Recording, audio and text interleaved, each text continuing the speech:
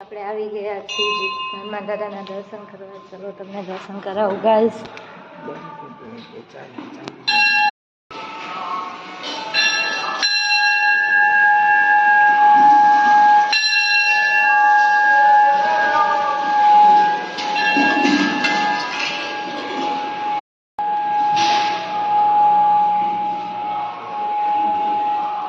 Jay Shri Ram.